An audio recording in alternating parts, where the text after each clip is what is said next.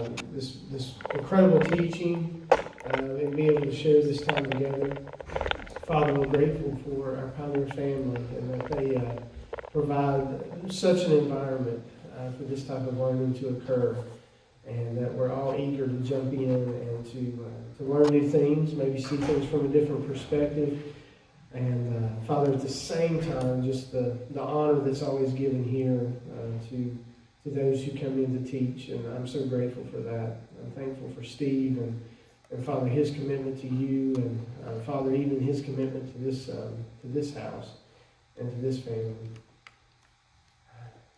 I just want us to pause for a second, just to reflect upon how wonderful you are, and how fortunate we are to know you in this way. To know you not as a distant, disapproving deity, but to truly know you as our loving Father, and we as your sons in the earth. What an honor. And I pray that we will endeavor to awaken those around us to this awesome fact. We give you praise for all these things in Jesus' name. Amen. Amen. So, real quick, before I turn this over to Steve, and like I said, we still have others that are coming in, so y'all come on in, and we're going to get rolling here. For those of you that may not be aware, you may have been here and seen Steve, but not heard maybe a lengthy explanation as to why he's here.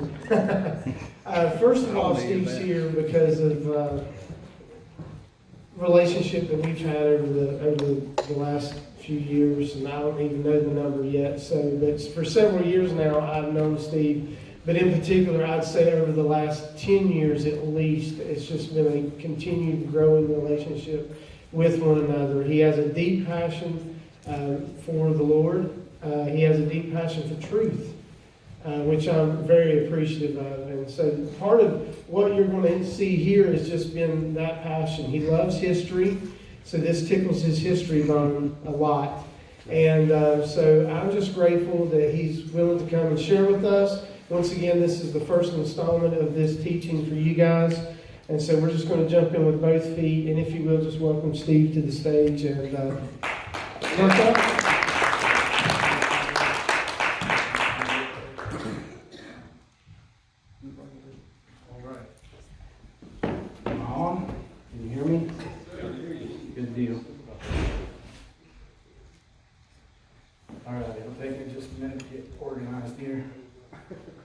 If I ever actually do get organized.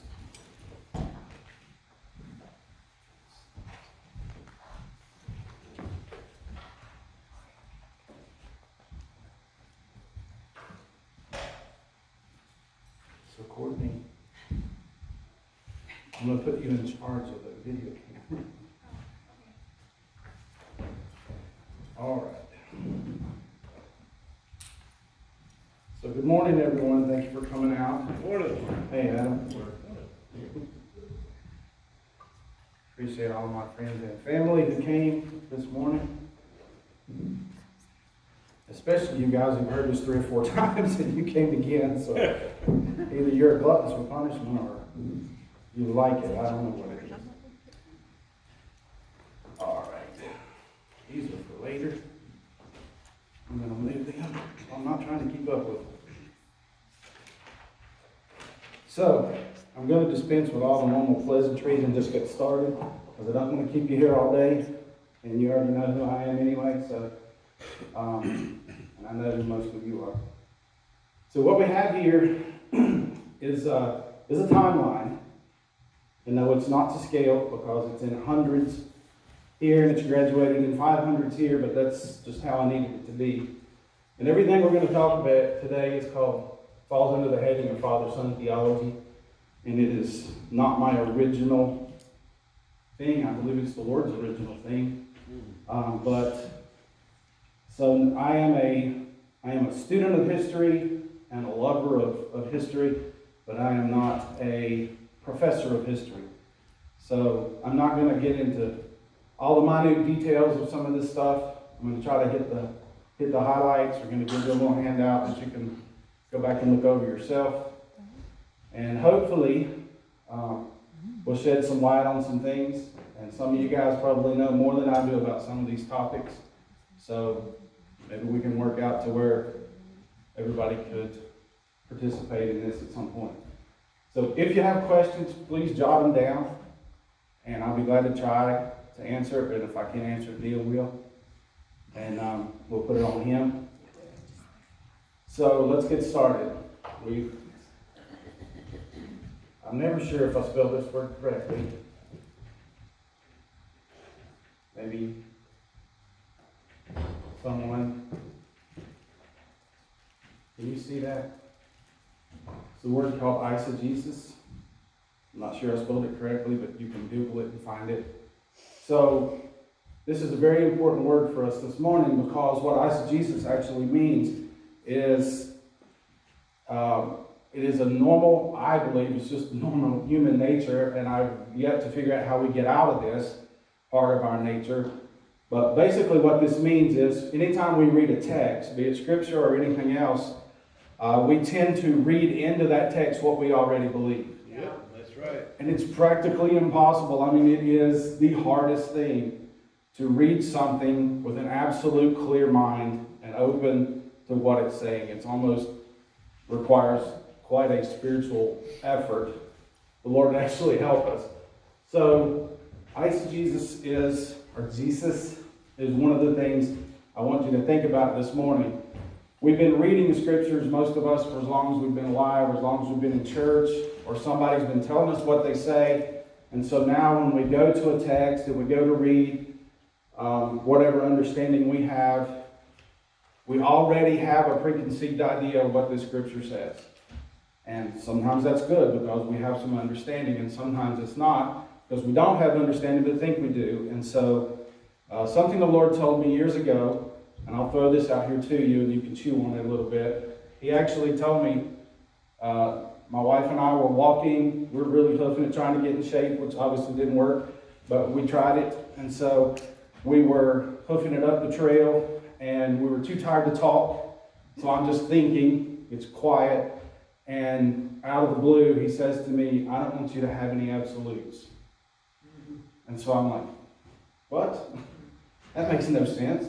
So I start through my Rolodex of all the absolutes, the things that we don't compromise, you know, the virgin birth and the immaculate conception and all this stuff. And he's like, you don't understand. He said, there are things that we don't compromise, things that have been revealed to you. But he said, every time that you place an absolute, you've cut yourself off from further revelation. Yep. If you don't put that there, then I can reveal to you layer upon layer upon layer to millions of layers of greater revelation about any topic you want to talk about. But once you place this absolute, you're done. You can never learn anything else as long as that's there. I'm like, okay, let's get rid of my absolutes. So from that point, I think I've thrown away everything I ever believed and started over about 10 times. But it's okay because we're still going. So it's led us to this place. So what I want to talk about here is contrasting Western culture, and out of that Western culture, we'll talk about what has become Western Christianity, and try to, at least to the best of my ability, contrast it with Hebraic culture and thinking. So the Western way of thinking as opposed to Hebraic thinking. I'm not a Hebrew scholar, so I am just giving you the highlights. There's, again, millions of layers that could be added to this, but am not probably the person to do it. But I'll throw it out there and then you can go through it. So we're going to begin with our Western culture, and we're going to begin with 3 assumptions. I hope you can see this, but if you can't, we have a handout. So there's 3 assumptions that are the basis of Western culture. And these, I need to be a little more accurate, I guess, with my times. So back around 500-ish BC, there was a guy named Socrates came along, and I don't even put him up there, but he asked a question. He lived in a world that was polytheistic, meaning they worshiped many, many, many gods, right? They had a God for everything. Greek mythology, we all know Greek mythology. You can't grow up in America and not know Greek mythology. And so Socrates comes along here, and he starts to question this polytheistic way of thinking. And his thought was, I can't prove all this stuff that you're teaching me. I can't find facts that back up the theology, that back up the mythology. So how do I know? How can I know was his question. Simple question. How can I actually know that this polytheistic mythology we have is actually true?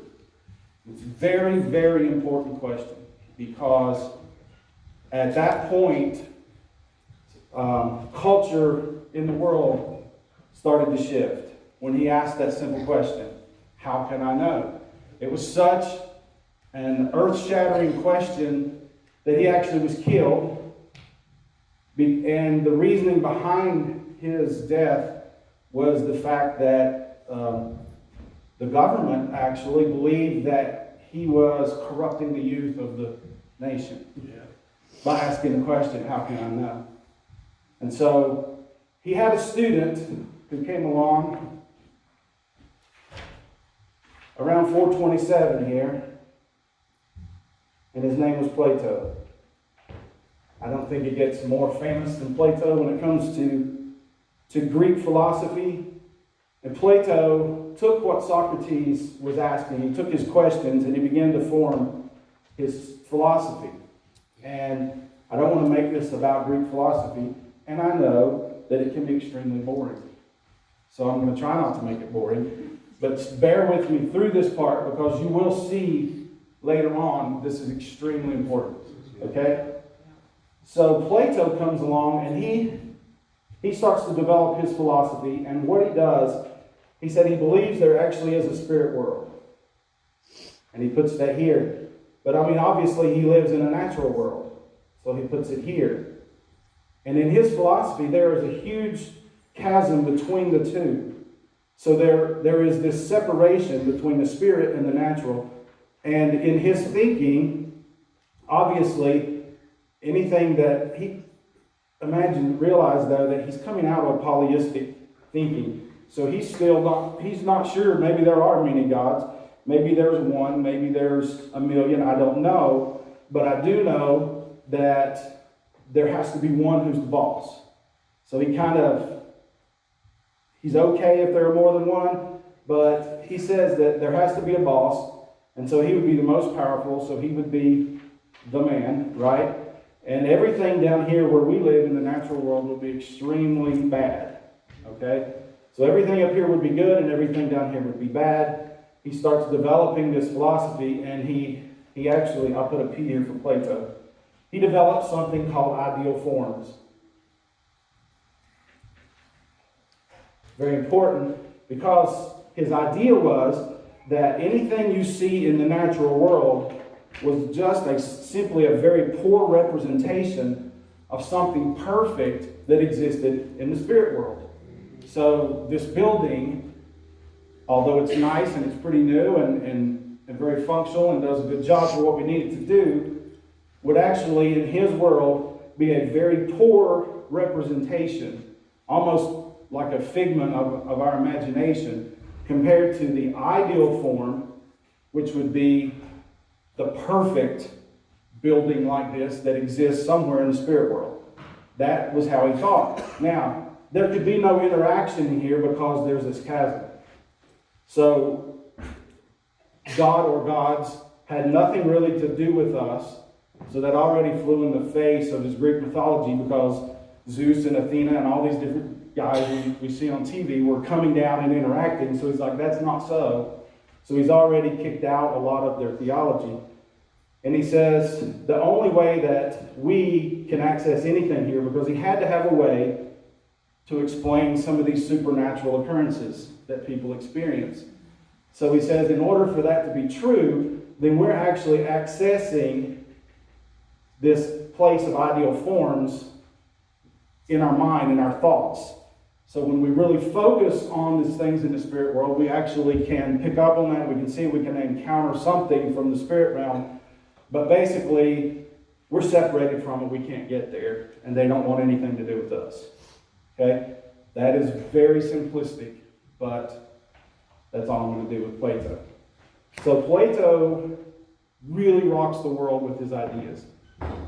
So a few years later, he has a student, comes along here in about 384, and I know you've heard of him. His name's Aristotle. Highly respected in the academic world even today. Very respected man for some reason. He also believed, here's Aristotle, that there was a spirit world and there was a natural world. Building on what Plato had begun, he comes along and he's like, as he studies the things of the teachings of Plato and his ideal forms, he comes to the conclusion that if these ideal forms are the perfect representation of whatever, that we see the lesser representation here, then it must mean that there is a God, at least a boss God, maybe just one, who would eventually come to the idea that he was perfect.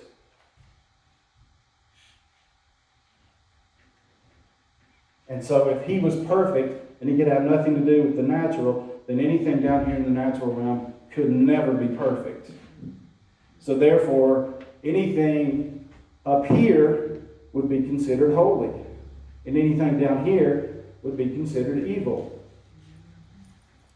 This is his great contribution to our Western thinking. So yeah, this has carried on through culture.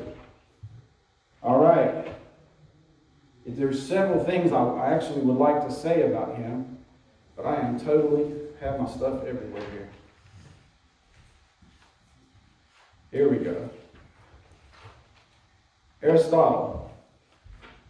So he says, the way he came to God being perfect, or the God, whatever being perfect, was a couple of things. He said, because, do you guys remember reading in school the Iliad and the Odyssey by Homer? Okay. What, 8th century BC, I think, is when it was written sometime. That was like the Shakespeare of the day. Everybody read it. And so it actually had formed people's thinking. And so having that in him, Aristotle says, well, according to what Homer wrote, time was bad. Time was working against us. Time was our enemy. And so time exists here in our natural world, and it's bad, so that anything up here had to be timeless. Never been considered before that we know of. But he says, so whatever is here, including God, has to be timeless. And so if he is timeless, he began to refer to the single God as, let me write it in here, the immovable mover. That was his terminology for the God, the one God that was over everything. And so his idea was, let me make sure I say this right, he was too big to be moved by creation. So the natural world could have no effect on him, but he continually had effect on the natural world. So he couldn't be moved by man, but our very creation came about because he physically pushed it into existence. But we couldn't push back. So still we've got this separation where we're not allowed to go, but he's affecting us, we can have no effect on him because he's perfect and he's immovable. So then as he continued to develop his thinking, he thought, if God is timeless, I should have wrote that here. If he's timeless, then the natural progression is he could never change. Makes sense. Because if he changed, that would have to happen in time, wouldn't it? Make sense? So God could never change because he was timeless. And so the word that he used was immutable, or the word that we would use. Immutable, something like that. You can't read it anyway, so it's immutable or never changing. So this attribute got put on to God, that not only was he perfect, which is the culmination of everything he says. He's the immovable mover. He's timeless. He cannot change. He's immutable. He's also could not have emotional reaction to us or anything because he could not change. An emotional reaction would have to take place in time. Well, and then he would be changing his characteristics, so he could not have emotion. So they began to equate truth with being unchangeable. I mean, it's just a logical thing. Once you start thinking something, we think that's all there is to it. But if you follow the logic out of anything, it has ramifications that we normally don't think through. We just believe something and believe it, and we don't even know why. So he also considered that if all this is true, then God had to be impassible. Yeah, I don't know what that means either.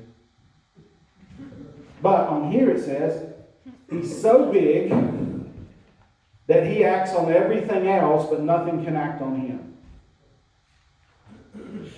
Okay? So he's the immovable mover. He is timeless. He is true, so he's unchangeable. He's immutable. He never changes. And he's impassible. He acts on everything else, and nothing acts on him. So the ultimate conclusion of all this was that he is perfect. So they began to put all this together and say, this is God. Didn't have their name. He's the immovable mover. They didn't have a name. They don't know the Hebrew God. They just know there's a God of some kind. And so this became the foundation of Greek culture starting around 500 and coming forwards. And the crazy thing about it is that we're going to call this Hellenistic. Maybe you've heard the word, or Hellenism. Hellenism is just derived from the word Hellas, which was an ancient word for Greece. I used to think it had to do with Helen of Troy or something, but it doesn't. It's simply it's Greek culture. So Hellenism is Greek culture. Hellenism begins to take shape and begins to dominate the region. And then this guy comes along that I know you've heard of, born in 356 here, named Alexander the Great, depending on your opinion.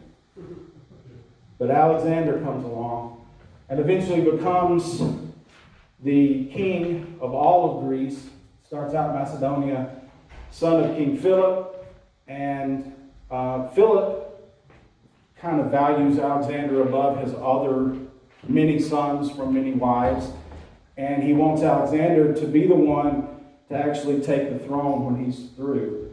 And so, in order for Alexander to be educated, he hires a man named Aristotle to be his private tutor.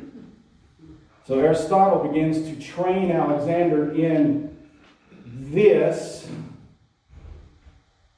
and in Hellenism, so that he is the student of Aristotle.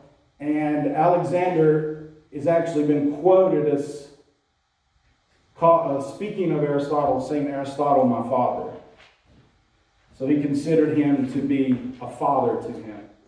So everything Aristotle is teaching, the ideal forms of Plato, the perfectness, the immovable mover, the timelessness of God, never changing, immutable, truth is unchangeable, the impassibleness of God, all of this is being instilled into Alexander by Aristotle. Alexander basically conquers most of the known civilized world, all the way over to India and all of the Mediterranean region. And he does it, believe it or not, with an army of about 40,000 men. It's just incredible. He beat armies of multiple hundred thousands many, many times. And the guy only lives to be in his mid-30s and dies.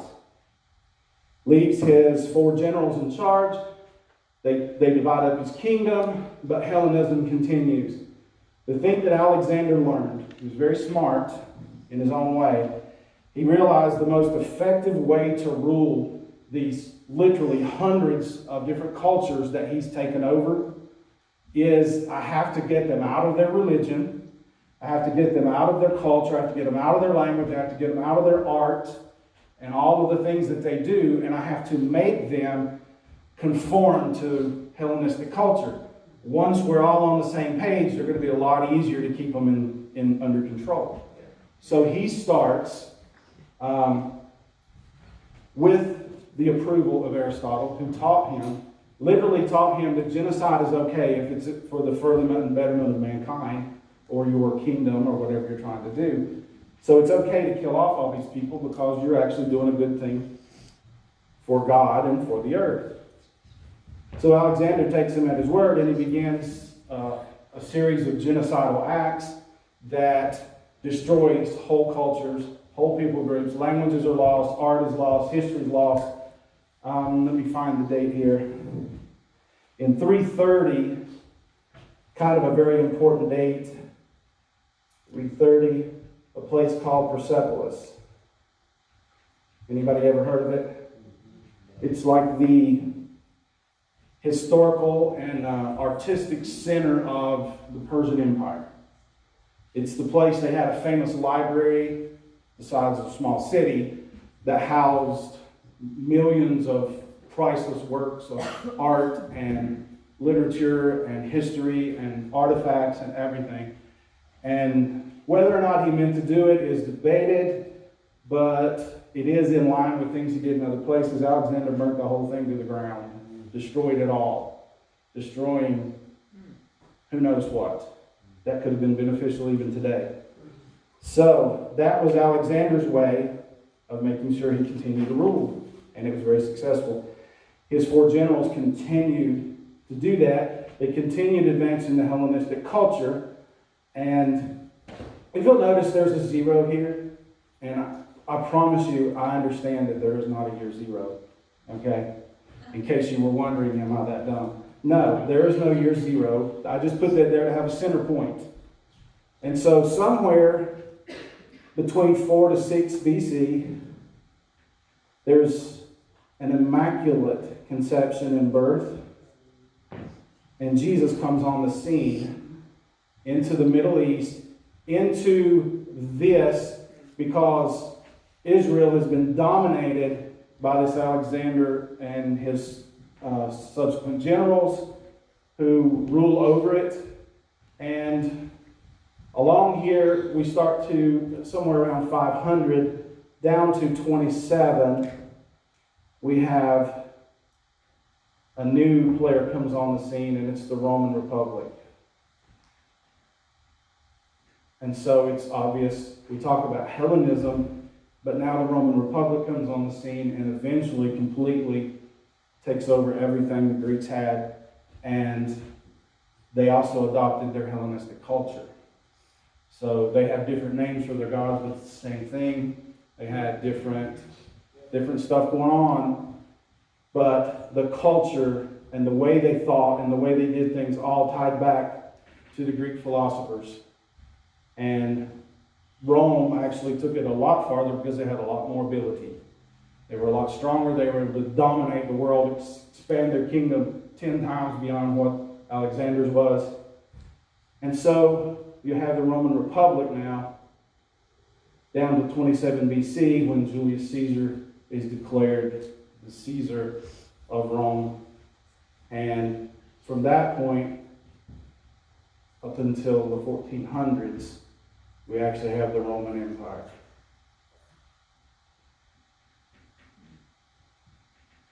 In some form or another. So from 27 on, the Roman Empire is spreading Hellenistic culture.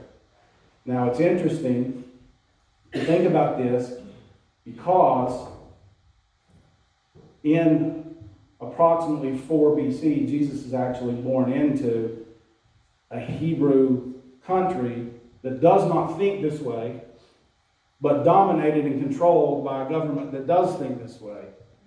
And so there's this huge clash of cultures taking place right here for a few hundred years between this way of thinking and the Hebraic way of thinking. I'm going to touch on that for just a minute.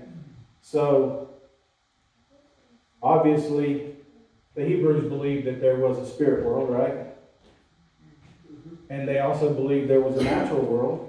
You have to believe in that to be here. And so they believed there's a natural world. But the difference in their thinking was there's no separation here. They occupy basically the same space. Two different realms. Obviously, there's differences, but they're basically occupying the same space. This way of thinking would have been totally foreign to a Hebraic thinker of the time.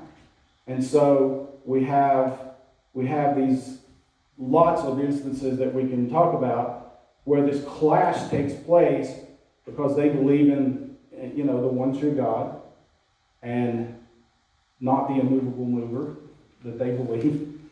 But they also believe that it was normal for the spirit world and the natural world to interact. Their whole culture, their whole scriptures are full of the interaction between God and man. And so this type of thinking was majorly clashing about this time with their way of thinking. And we can even go so far as to say, well, not only did they believe there was a natural world and a spirit world, but they also believed there was a third heavens. Right? Everybody remembers Paul talking about that? So if there's a third, there has to be a second. Right? Because I don't think we can go 1, 3. Although Scripture never says second heavens, the rabbinical thought was, hey, there has to be a second if there's a third. It was just a concept that they understood. And so all of those still existing, occupying the same space. Makes sense?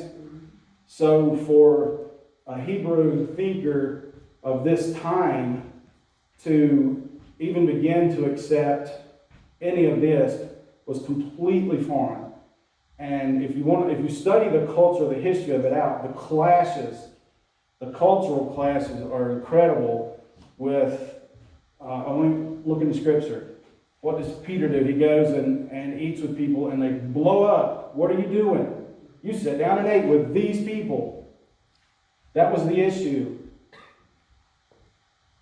It was impossible for you to believe this way and interact with this. You were compromising your beliefs. We have multiple scriptures where it talks about the heavens, plural. Jesus passing through the heavens, right? All these different, I'm not going to go through all that, but many, many, many scriptures where it speaks of heavens as plural. So that's just normal to them and what was acceptable. Just wasn't everyday life.